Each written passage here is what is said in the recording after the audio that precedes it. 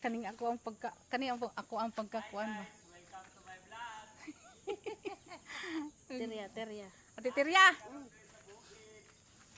For today's video, si Ate Tirya mo ni ang abi niyo guys kaning itong mga karaan ng mga tao diri. Mo ni sila kung sa una wala dili man mi kakaon og bugas no sila ang kung makababa ko dito sa baba dito sa ilang kanang sa bukid na sa baba kay makakaon ko di man ni sila dalo. Dili ni sila dalo. Duha ni sila.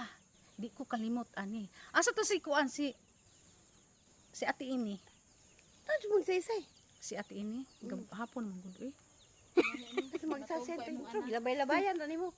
Sige lang. Ate Teresa, salamat sa inyo ang kaayo ninyo diri sa bukid ha sa unang panahon. Salamat po sa pagtanda na mo diri. Oh, hindi mo kalimutan diri ya.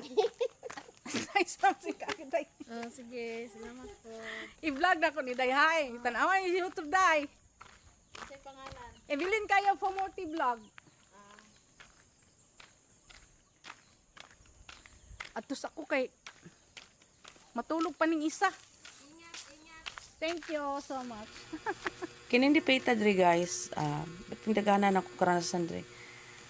Kaning dapita diri sa akong barugan, daghang karanasan sa akong kinabuhi og diri nagalaag ko diri kay kani nga tao god importante na kani sa akong kinabuhi ni. Di ko kalimot ani nila nga pamilya.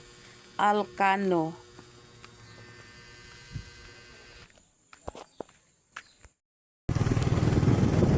Kadali lang mi dito. Lami po dito dapita kay sa unang panahon kaning cruise diri sa Magsaysay Patrocinio Boria. Sityo man ni siya no, sityo na ni. Wala na siya nabilong sa barangay. Nabilong din siya pero sityo lang. Layo kayo ang sityo nila dito.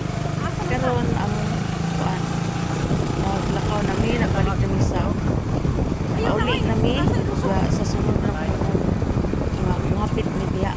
Abuton pa no? Nagbiyahe namin padulong municipality na New Corelia, Davao del Norte. Kauban sa ako ang anak kamanghuran o yang asawa pag kaning bago nga tao grabe na kaning ginaanad-anad na mo biyahe parang di may buno ako no siguro nakaingon siguro sila nga nipalit na si Bilin tong asawa ni asawa na dati ba ex na husband hindi kasado ato siguro kaingon ang mga marites diha nga nagbalik ni pero oy nag-export lang nga ang nangyari na dili pag pwede balikan kay nabuak ng pamilya naguba ng pamilya na karon ako na balik ng Malasunod.